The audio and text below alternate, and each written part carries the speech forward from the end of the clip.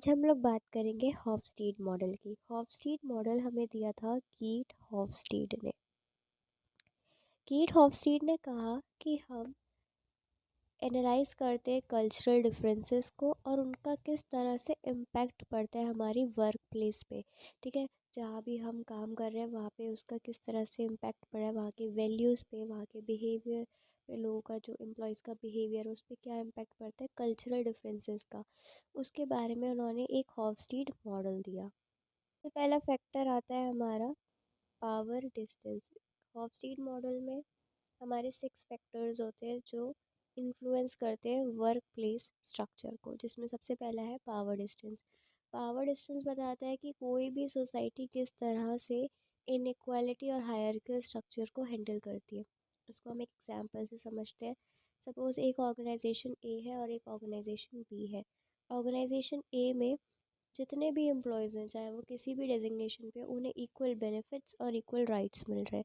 इस वजह से क्या है, वहाँ पे इक्वालिटी है। चाहे वो उनका सीनियर हो, चाहे वो उनका कलीग हो, एकदम साथ वाला हो, फिर भी उनको क्या मिल रहा है, इक्वल बेनिफिट्स और इक्वल राइट्स मिल रहे हैं। वहीं एक ऑर्गेनाइजेशन भी है जहाँ का कल्चर अलग है। वहाँ पर जो सुपीरियर्स हैं उन लोगों को क्या मिल रहा है, ज़्यादा बेनिफिट्स मिल रहे हैं, यानी कि उनको कुछ स्पेशल ट्रीटमेंट मिल रहा है, वीआईपी ट्रीटमेंट हम कह सकते हैं, वो मिल रहा है। ठीक है, तो इसकी वजह से क्या है, जो उनसे कम लेवल पे वर्कर्स हैं उन लोगों के दिमाग पे क्या पड़ रहा है कि यार हमारे को कम बेनिफिट्स मिल रहा है। ठीक है, तो एक तरह से वो डिमोटिवेशन भी हो सकता है।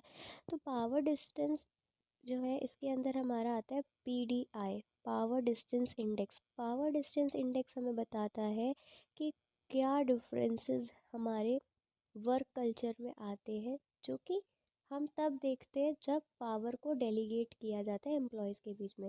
यानी कि पावर को इस तरह से डिस्ट्रीब्यूट किया गया है एम्प्लॉयज़ में कि उसकी वजह से वर्क कल्चर में डिफरेंसेस क्रिएट हो रहे हैं। ठीक है, उसको हम बोलते हैं पावर डिस्टेंस इंडेक्स। दूसरा पॉइंट आता है हमारा मैस्कुलिनिटी वर्सेस फेमिनिटी।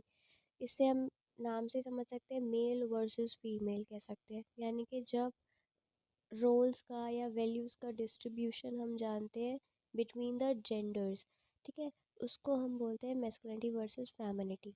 इस फैक्टर का एक एग्जांपल हम ले लेते हैं। एक ऑर्गेनाइजेशन है जहाँ पर इक्वली ट्रीट किया जाता है दोनों ही जेंडर्स को।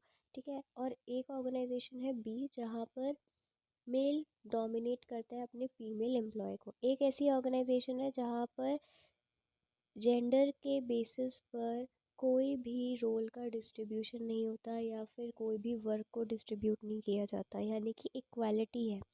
ठीक है, जेंडर इक्वालिटी है। और एक तरफ है ऑर्गेनाइजेशन बी जहाँ पर मेल डोमिनेट करता है अपने फीमेल एम्प्लॉय को, यानी कि वहाँ पे जेंडर इनइक्वालिटी है। अगर कोई वर्क है तो उसको उसके जेंडर के बेसिस पे जज करके वो दिया जाएगा। अगर कोई सॉफ्ट वर्क है तो वो जो है फीमेल को दे दिया, अगर वो कोई बहुत ही हार्ड वर्क है या बहुत हार्ड डील है तो वो एक मेल को दी जाएगी। पॉइंट आता है हमारा individualism versus collectivism. Individualism versus collectivism में हम देखते हैं कि इंडिविजुअलिज्म का मतलब हो गया इंडिविजुअल फ्रीडम और कलेक्टिविज्म का मतलब हो गया ग्रुप इंटरडिपेंडेंस। ठीक है, इंडिविजुअलिज्म की बात करें तो हम यूएसए के एग्जांपल से इसको समझते हैं कि वहाँ पे जो लोग हैं उनकी सोच कैसी है। वो लोग बहुत ही इंडिविजुअली सोचते हैं, अपने बारे में सोचते हैं, अपनी फ्रीडम के बारे में सोचते हैं, वो लोग सेल्फ रिलायंट होते हैं। ठीक है, लेकिन कलेक्टिविज्म की अगर हम बात करें, जैसे कि जापान, जापान में ऐसा नहीं है। वहाँ पे ग्रुप इंटरडिपेंडेंस है। ग्रुप इंटरडिपेंडेंस है मतलब कि वो लोग टीम वर्क को प्रमोट करते हैं, वो लोग एक साथ वर्क करने में बिलीव करते हैं। यूएसए में अगर आपका ऑफिस है, आप किसी यूएस बेस्ड कंपनी में जा रहे हो, वहाँ पर आपको कोई मोटिवेट करता हुआ नहीं मिलेगा, बिकॉज वो सब लोग अपने वर्क को, अपने टारगेट को अचीव करने में लगे हुए होंगे, उन्हें कोई मतलब नहीं है। बट जापान बेस्ड कंपनी या फिर अगर आप जापान में वर्क कर रहे हो, आपको क्या देखने को मिलेगा कि वहाँ पे क्या है कि आपको जो है कंफर्टेबल फील कराया जाएगा। वहाँ पे ग्रुप वर्क है, वहाँ पे आपको वो लोग मोटिवेट करेंगे वर्क करने के लिए।